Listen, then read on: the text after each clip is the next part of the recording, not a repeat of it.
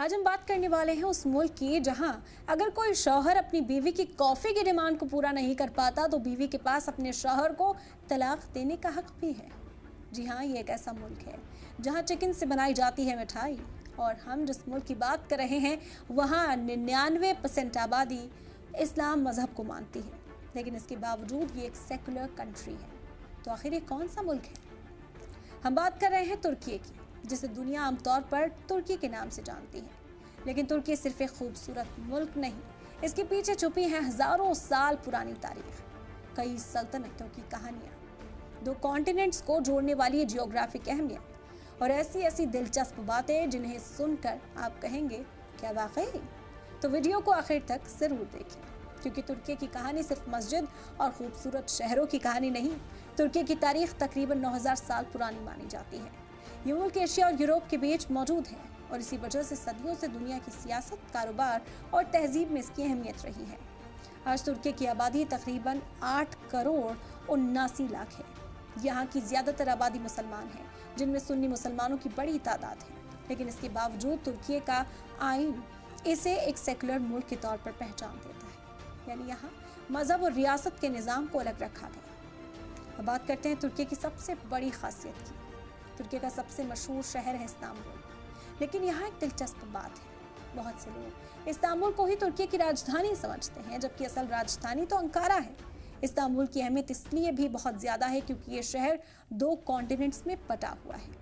जी हाँ, इस्तांबुल का एक हिस्सा एशिया में है और दूसरा हिस्सा यूरोप में, यानी आप एक ही शहर में रहते हुए एक कॉन्टिनेंट से दूसरे कॉन्टिनेंट तक पहुँच सकते हैं।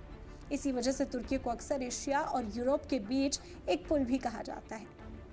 अब अगर बात करें तुर्की की खूबसूरती की, तो ये मुल्क दुनिया भर के सयाहों के लिए किसी जन्नत से कम नहीं। हर साल लाखों लोग यहाँ की तारीखी इमारतें, खूबसूरत समुद्र, पहाड़ और शहर देखने आते हैं। और तुर्की के लोग भी अपनी खूबसूरती और ख़ास अंदाज के लिए दुनिया भर में मशहूर हैं।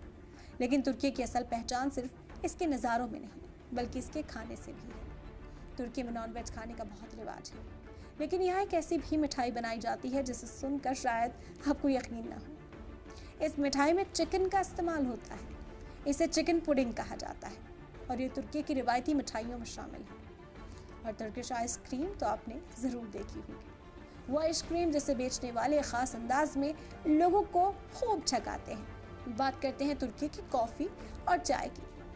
तुर्की में कॉफ़ी की रिवाज सदियों पुरानी है और तुर्किश कॉफ़ी दुनिया भर में मशहूर है। कहा जाता है कि यूरोप में कॉफ़ी के फैलाव में तुर्की का अहम किरदार रहा।